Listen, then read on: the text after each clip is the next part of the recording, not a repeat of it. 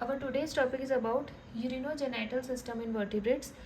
आज हम देखेंगे वर्टिब्रेट्स के अंदर यूरिनोजेनेटल सिस्टम का किस तरह से इवोल्यूशन होता है। हमारे पिछले वीडियो में हमने हार्ट का इवोल्यूशन देखा है वर्टिब्रेट के अंदर, जिसका लिंक मैं आपको डिस्क्रिप्शन बॉक्स में दे दूँगी और आई बटन में भी आपको मिल जाएगा। आज हम देखते हैं यूरिनोजेनेटल सिस्टम के अंदर किस तरीके से वर्टिब्रेट्स में जो है इवोल्यूशन देखने को मिलेगा। तो हम जानते हैं यूरिनोजेनेटल जो है, यूरिनो का मतलब होता है यूरिन से रिलेटेड, यूरिनो वर्ड यूरिन से रिलेटेड है, और जेनाइटल वर्ड जो है वो रिप्रोडक्टिव सिस्टम से रिलेटेड है।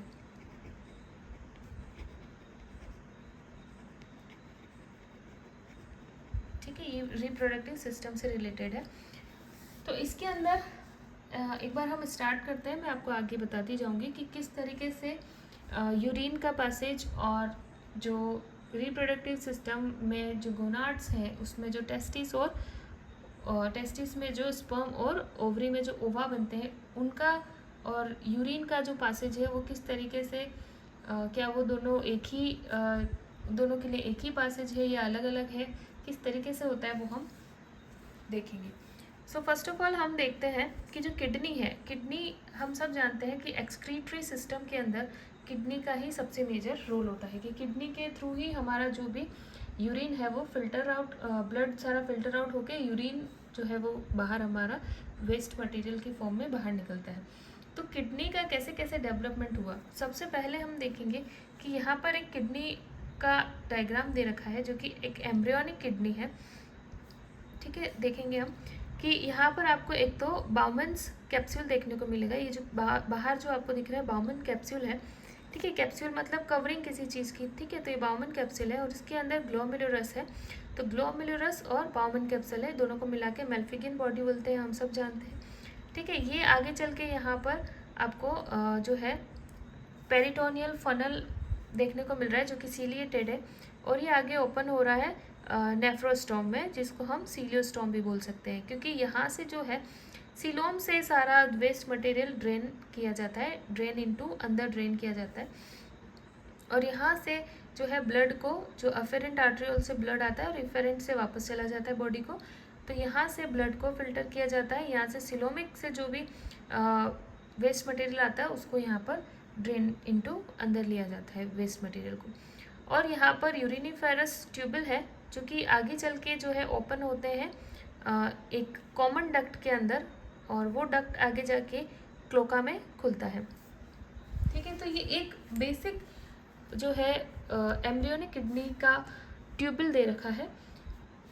ठीक है, इसमें 3 पार्ट हमने देखे। एक तो है जो यहाँ पर हमको दिख रहा है, बोल सकते हैं मेल्फिगिन बॉडी जिसमें ग्लोमेरुलस और बाउमन कैप्सूल आ गया, और एक हम बोल सकते हैं पेरिटोनियल फनल, और एक यूरिनिफेरस ट्यूबल है।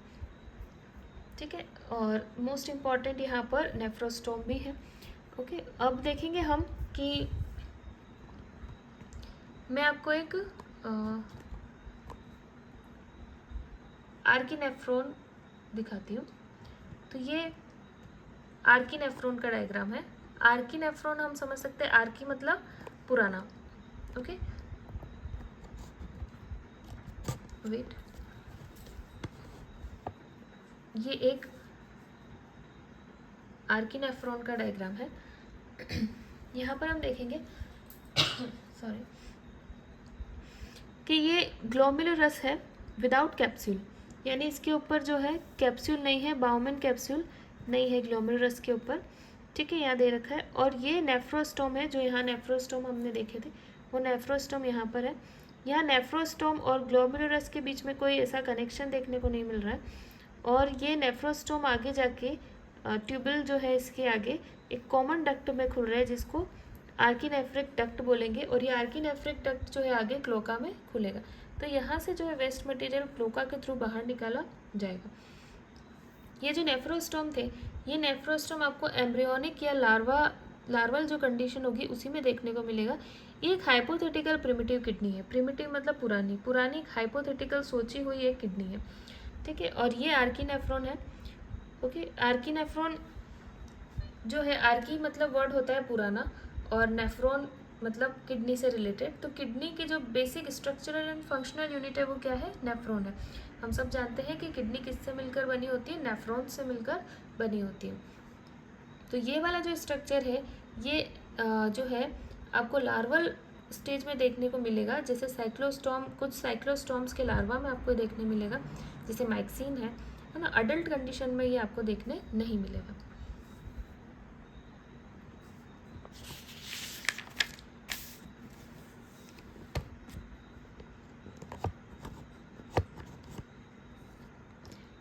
नेक्स्ट डायग्राम,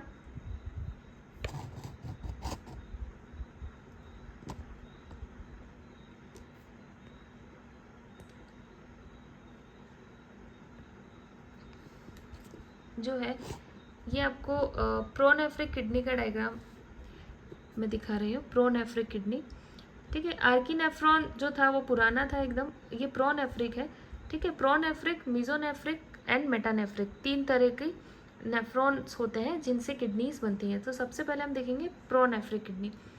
आर्किनेफ्रिक वगैरह जो थी वो एक हाइपोथेटिकल किडनी थी। बेसिक स्ट्रक्चर हमने सोचा था कि किस तरीके से किडनी का बेसिक स्ट्रक्चर हो सकता है,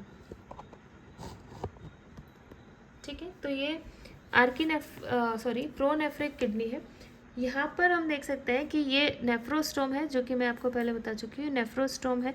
ये आगे जाके प्रोनेफ्रिक ट्यूब्यूल के अंदर जो है यहाँ से ओपन हो रहा है, और यहाँ से कॉमन डक्ट है आगे, ओके। और यहाँ पर ग्लोमेरुलस है। ग्लोमेरुलस जो है वो बाउमन कैप्सूल में पैक था, हमने पहले देखा था, पर यहाँ पर कोई बाउमन कैप्सूल नहीं है। ग्लोमेरुलस अकेला बाउमन कैप्सूल में एक पैक था। यहाँ पे ग्लोमेरुलस और ये जो नेफ्रोस्टोम और ट्यूबल है ये पूरा ही चैम्बर के अंदर एक पैक है, प्रोनेफ्रिक चैम्बर के अंदर।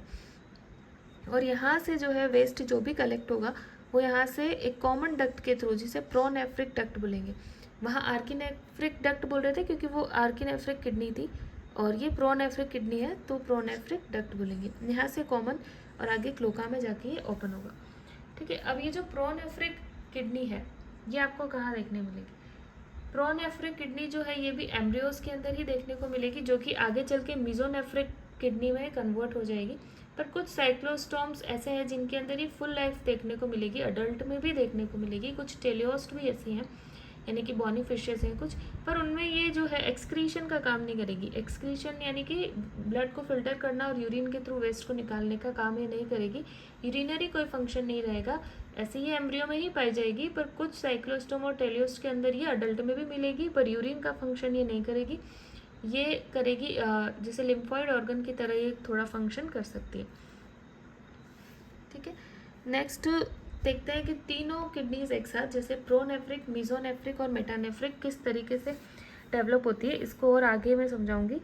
एक बार यहाँ पर बेसिक देखेंगे कि यहाँ पर जैसे ये एक स्ट्रक्चर दे रखा है जिसमें सबसे पहले यहाँ पर प्रोनेफ्रोस दे रखा है। ये प्रोनेफ्रोस है, यानी प्रोनेफ्रिक किडनी जो है वो यहाँ से बनी थी, ठीक है। प्रोनेफ्रिक किडनी जिसमें बाउमन कैप्सूल था, ठीक है। बाउमन कैप्सूल प्रोनेफ्रिक किडनी में यहाँ पर दे रखा है। उसके बाद आप आगे देखो, यहाँ पर जो है मीजोनेफ्रिक किडनी दे रखी है, यानी ये प्रोनेफ्रिक किडनी है, और आगे चल के ये रिप्लेस हो जाएगी मीजोनेफ्रिक से। जैसे जैसे एम्ब्रियो का डेवलपमेंट होगा तो ये प्रोनेफ्रिक किडनी खत्म हो जाएगी और मीजोनेफ्रिक ये डिसअपियर हो जाएगी। मीजोनेफ्रिक किडनी काम करेगी, जिसके अंदर बहुत सारी ग्लोमेरुलाई दे रखी हैं, ठीक है। और यहाँ पर ये मेटानेफ्रिक किडनी है, जो हमारे अंदर पाई जाती है वो मेटानेफ्रिक किडनी है। तो प्रोनेफ्रिक जैसे डीजनरेट होगी फिर मीजोनेफ्रिक किडनी बनेगी, मीजोनेफ्रिक किडनी डीजनरेट होगी तो मेटानेफ्रिक किडनी बनेगी, ठीक है। यहाँ किडनी से डक्ट आ रही है, कॉमन डक्ट, जो कि यहाँ भी आ रही थी कॉमन डक्ट। ये कॉमन डक्ट जो है वॉल्फियन डक्ट बोल सकते हैं हम इसको, और ये जो मेटानेफ्रिक किडनी से आ रही है वो यूरेटर कहलाएगा, है ना। जैसे जैसे ये किडनी डीजनरेट होती जाएगी तो यहाँ पर आगे गोनाड्स होंगे, टेस्टिस या ओवरी, ठीक है। उनसे डक्ट कुछ आती जाएंगी, ठीक है, जो इन्हीं से डेराइव होंगी। मीजोनेफ्रिक से ही कुछ डक्ट डेराइव होगी, वॉल्फियन डक्ट बोल लो या फिर मुलेरियन डक्ट बोल लो, ठीक है, जो आगे टेस्टिस या ओवरी से जुड़ेगी, वो आगे हम डायग्राम में देखेंगे, ठीक है। वो यहाँ से फिर क्या करेंगी कि टेस्टिस से जुड़ेगी तो स्पर्म, ओवा से ओवरी से जुड़ेगी तो ओवा को लेकर आने का काम करेगी। अभी तो ये किडनी का काम कर रही है, तो यूरिन को लेकर आने का काम करेगी ये वॉल्फियन डक्ट। पर आगे चल के ये डीजनरेट हो जाएगी जब किडनी, ठीक है, प्रोनेफ्रस डीजनरेट होगा, मीजोनेफ्रस बचेगा, मीजोनेफ्रस डीजनरेट होता जाएगा। तो यहाँ पर फिर जो ये डक्ट है इसका काम यूरिन से रिलेटेड ना रह जाके ये जो है जेनाइटल की का काम करेगा, मतलब रिप्रोडक्शन सिस्टम का काम करेगा। ये ओवरीज या फिर टेस्टिस से स्पर्म या फिर ओवा को लेके आने का काम करेगा। और मेटानेफ्रिक किडनी बचेगी, फिर ये तो डीजनरेट हो जाएगी ना, तो मेटानेफ्रिक किडनी बचेगी, यहाँ से यूरिन आएगा। तो फिर यहाँ पर कॉमन पासेज हो जाएगा फॉर गोनाड्स से जो भी गैमेट्स आएगा उसके लिए, और यूरिन आने के लिए कॉमन पासेज हो जाएगा जो क्लोका में आकर खुलेगा। तो किस तरीके से ये डेवलप होती है उसका डायग्राम देखते हैं। So evolution of kidney in vertebrates, ठीक है। तो जो मीजोनेफ्रिक किडनी है वो किसके अंदर देखने को मिलेगी वो बता देती हूँ एक बार में। मीजोनेफ्रिक किडनी एमनियोट्स के अंदर देखने को मिलेगी। एमनियोट्स में रेप्टाइल्स, बर्ड्स और मैमल्स आ जाएंगे जिनके एम्ब्रियो में ये देखने को मिलेगी। आगे चल के ये डेवलप हो जाएगी मेटानेफ्रिक किडनी में, जो मैं बता चुकी हूँ, ठीक है। फिशेस और एम्फीबियंस के अंदर जो है ये जो किडनी है मीजोनेफ्रिक किडनी, वो फिशेस और एम्ब्रियोज के अंदर दोनों में देखने को मिलेगी, एम्ब्रियो में भी और अडल्ट में भी। और शार्क और सेलिसियन के अंदर जो है ये पोस्टीरियर किडनी बनाएगी, पोस्टीरियर, जिसको हम ऑफिस्थोनेफ्रस भी बोल सकते हैं। ऑफिस्थो मतलब होता है पीछे, तो पोस्टीरियर अगर ये किडनी होगी जो एक्सटेंड करेगी posteriorly through out the coelom, coelom में होगी पर पोस्टीरियर पीछे की तरफ होगी, और पूरे सिलोम में थ्रू आउट द सिलोम होगी, ठीक है। कौन सी किडनी? मीजोनेफ्रिक। वो किस में होगा? शार्क और सेलिसियन में, ठीक है। किस में पाई जाएगी मीजोनेफ्रिक? एक तो आपको मिलेगी ये एमनियोट्स के अंदर, रेप्टाइल, बर्ड्स और मैमल्स, ठीक है। और फिशेज और एम्फीबियन में ये एम्ब्रियो और अडल्ट दोनों में देखने को मिलेगी। एमनियोट्स में सिर्फ एम्ब्रियो में, और शार्क और सेलिसियन के अंदर ये जो है ऑफिस्थोनेफ्रस किडनी बनेगी, यानी पूरी सिलोम में पोस्टीरियर साइड में ये फुल सिलोम में देखने को मिलेगी, फुल लेंथ में, जितना सिलोम है उतनी लेंथ में देखने को मिलेगी मीजोनेफ्रिक किडनी, ठीक है। अभी हम आगे देखते हैं कि इवोल्यूशन किडनी का कैसे हुआ है, तीनों किडनी का एक साथ में देखेंगे। सो वन बाय वन देखेंगे। एक बार फर्स्ट डायग्राम देखेंगे। तो यहाँ पर जो है सबसे पहले जो प्रोनेफ्रॉस किडनी हमने देखी थी वही है। ये प्रोनेफ्रॉस किडनी है जिसको हेड किडनी भी बोलते हैं, क्योंकि ये हेड के पीछे की तरफ पाई जाती है।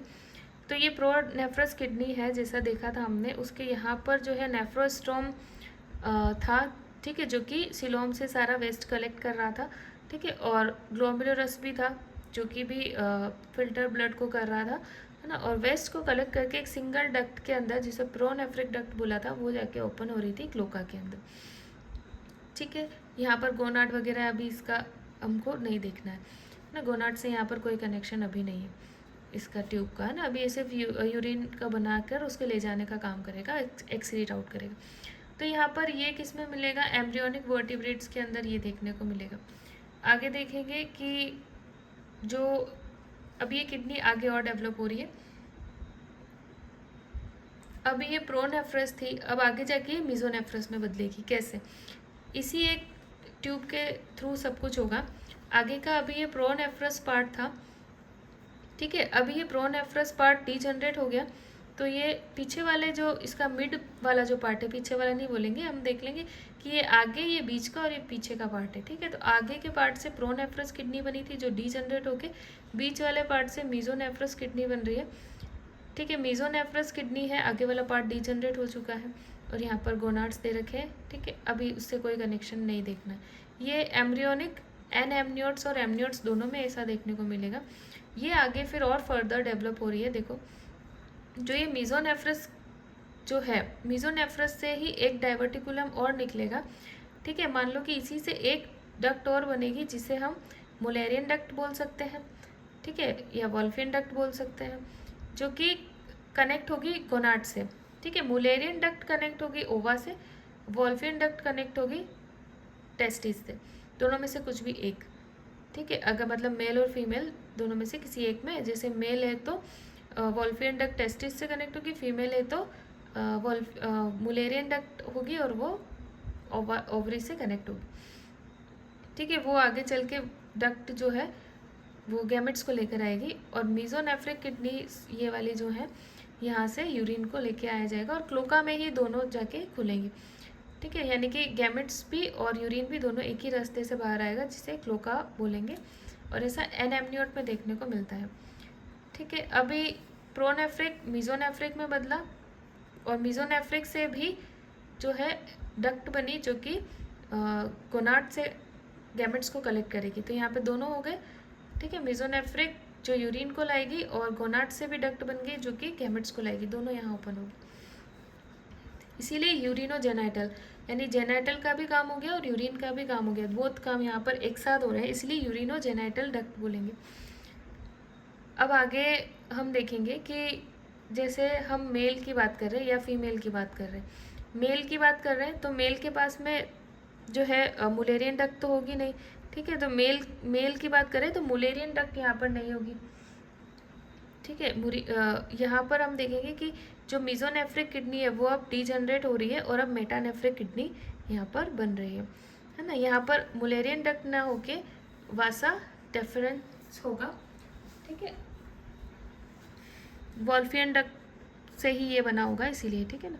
मुलेरियन डक्ट फीमेल के लिए और वॉल्फियन डक्ट मेल के लिए, और यहाँ पर हम उसको और भी अच्छे से बोल सकते हैं कि वासा डेफरेंस, ठीक है। तो वासा डेफरेंस बनेगा क्योंकि मेल है ना, तो मेल में मुलेरियन डक्ट नहीं होगी, वासा डेफरेंस होगा, और मेटानेफ्रिक किडनी होगी। अब ये देख रहे हैं पोस्टीरियर पार्ट से, पीछे वाले पार्ट से ये बन रही है ना। आगे वाले पार्ट से सबसे फर्स्ट से प्रोनेफ्रस था, बीच वाले से मिजोनेफ्रस था, वो भी डिजनरेट हो गया। अब पीछे वाला पार्ट ही बचा है जिससे मेटानेफ्रस किडनी बन रही।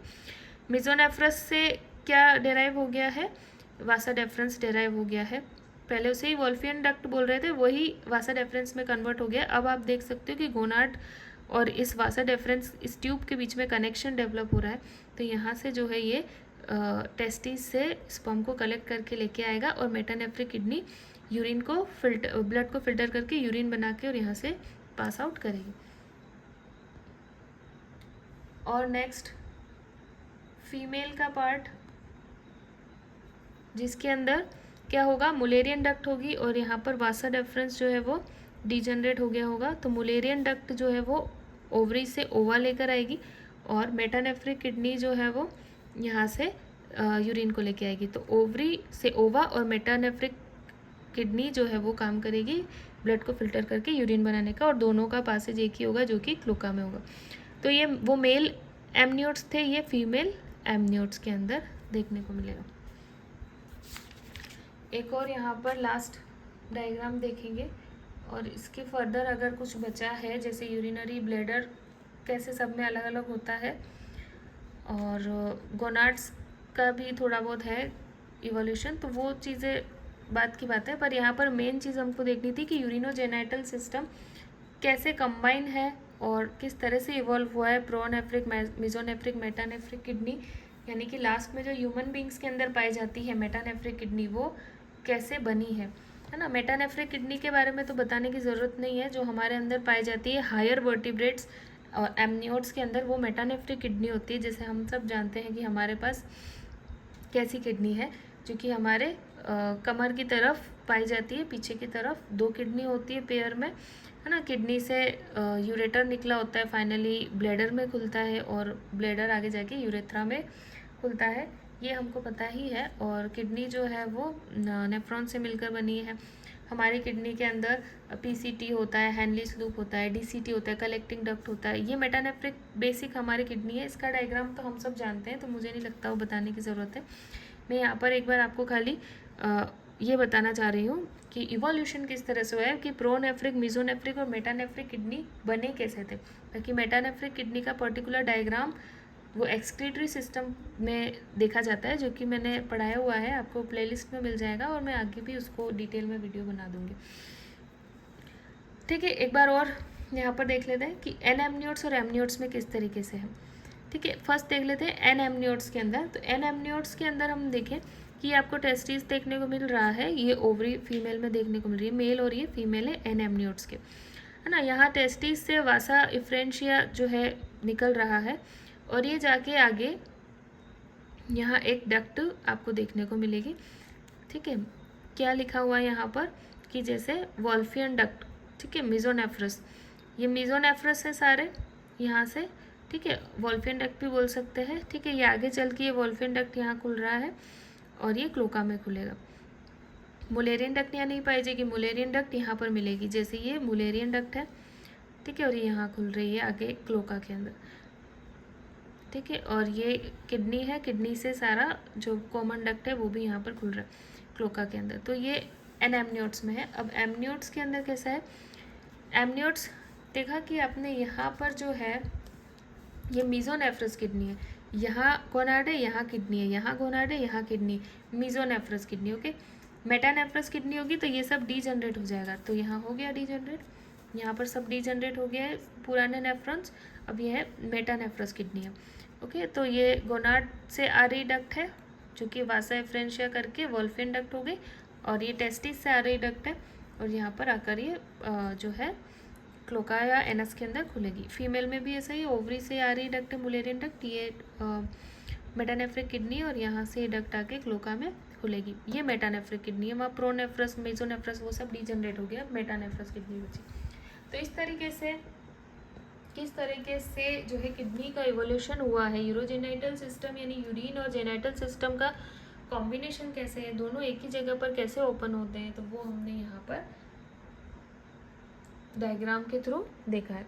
So that's all for today. Next videos के अंदर मैं आपको कोशिश करूँगी कि मैं ये बता पाऊँ कि यूरिनरी ब्लैडर, गोनाड्स वगैरह का जो है थोड़ा बहुत है, जैसे कॉपुलेटरी ऑर्गन्स कैसे सब में अलग अलग पाए जाते हैं, वो मैं बताने की कोशिश करूँगी। सो नेक्स्ट वीडियो हम जो है रेस्पिरेटरी सिस्टम पर लेंगे, उसका इवोल्यूशन किस तरह से हुआ है, फेरिंग्स वगैरह, गिल्स का, लंग्स का, है ना, गिल्स, फेरिंग्स, लैरिंग्स, लंग्स वगैरह का कैसे इवोल्यूशन हुआ है, तो मैं उस पर नेक्स्ट वीडियो बनाऊंगी। So that's all for today. Hit the like button if you like my video and thank you for watching.